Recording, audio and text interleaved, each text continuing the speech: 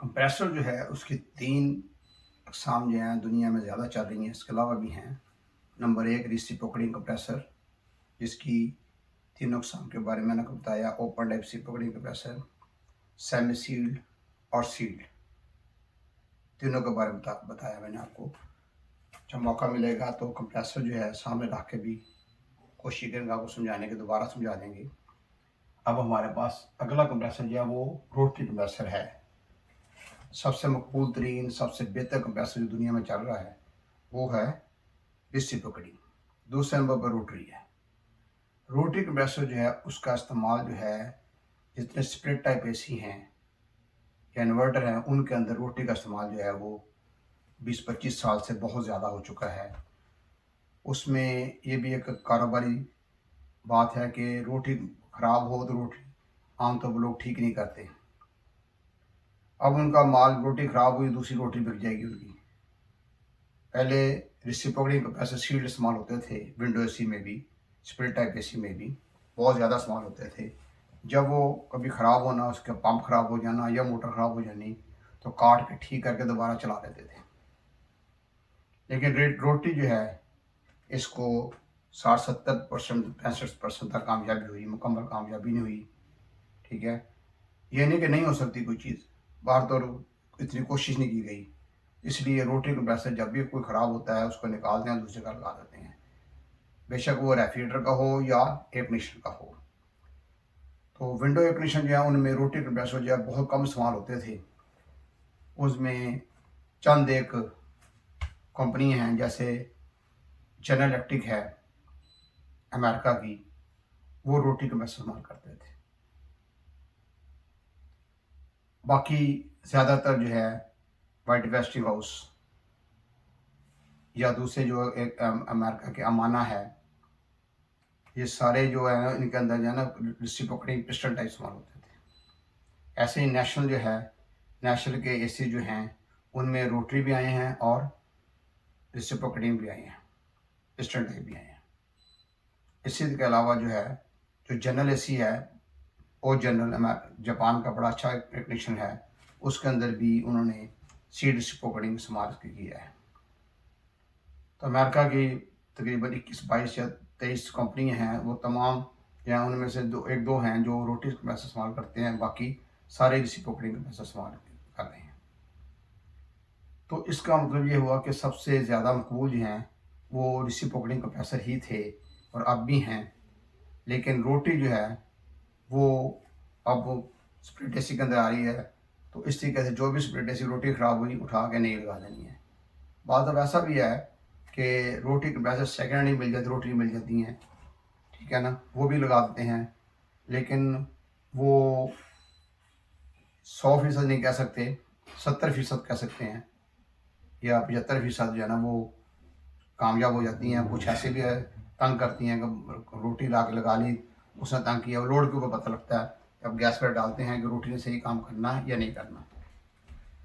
और तो अब जो है हमारा जो डिस्कशन है रोटी कंप्रेसर के मतलब है सील्ड रोटी कंप्रेसर जो है, जिसका इस्तेमाल रेफ्रिजरेटर्स के अंदर और अल्लाह का भला करे जो स्प्लिट एसी उनके अंदर इसका इस्तेमाल हो रहा है।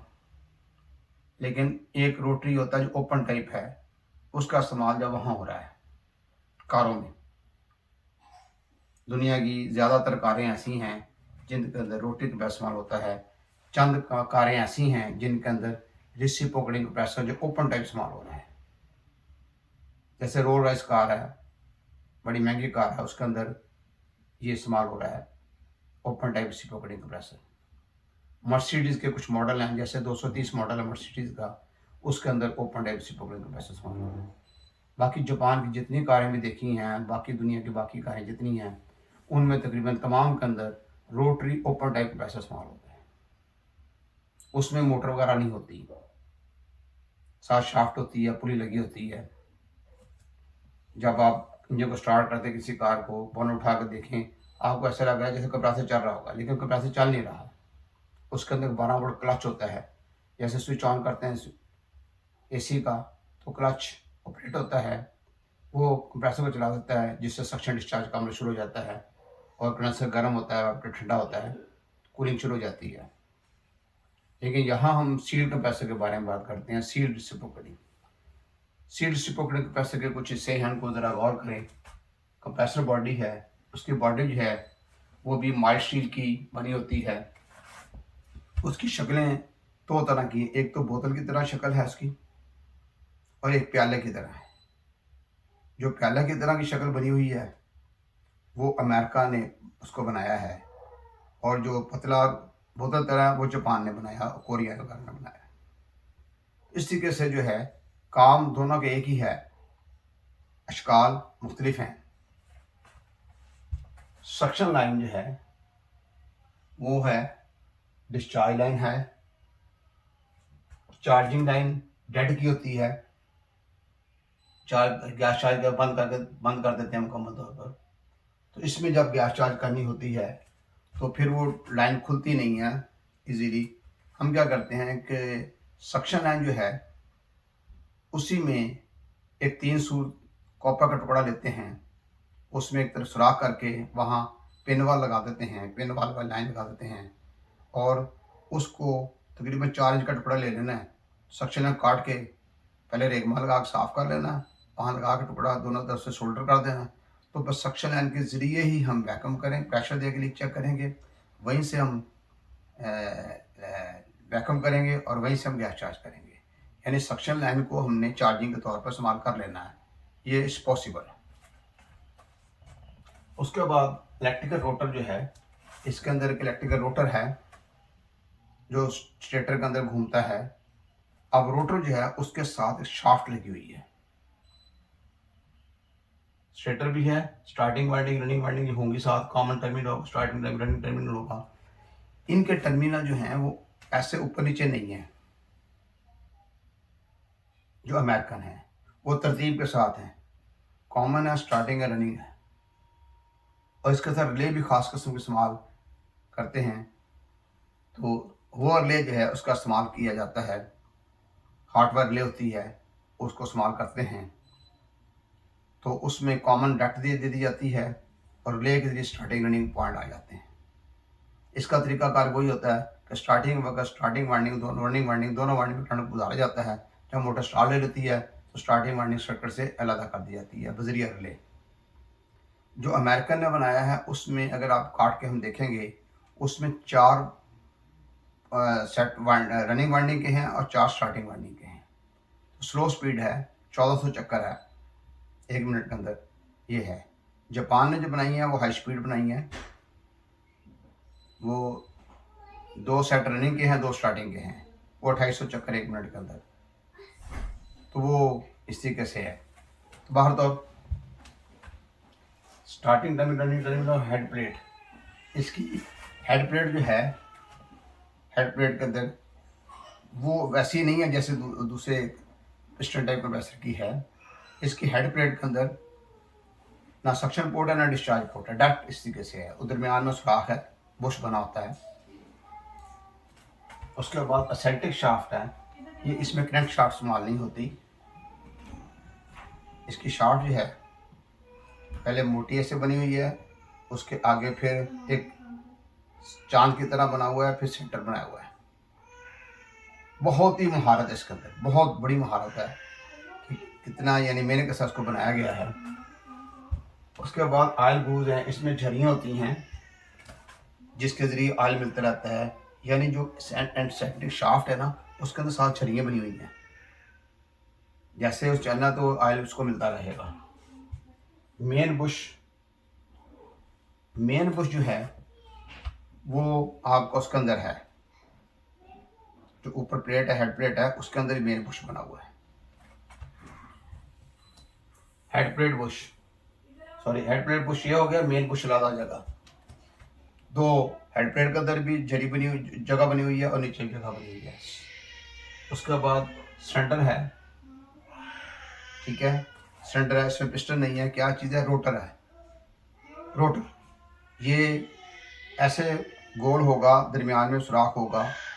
रोटर जो है किसी की ऊंचाई आधा इंच है, किसी की पौना इंच है, किसी की 1 इंच है, किसी की 1.5 इंच है, किसी की 2।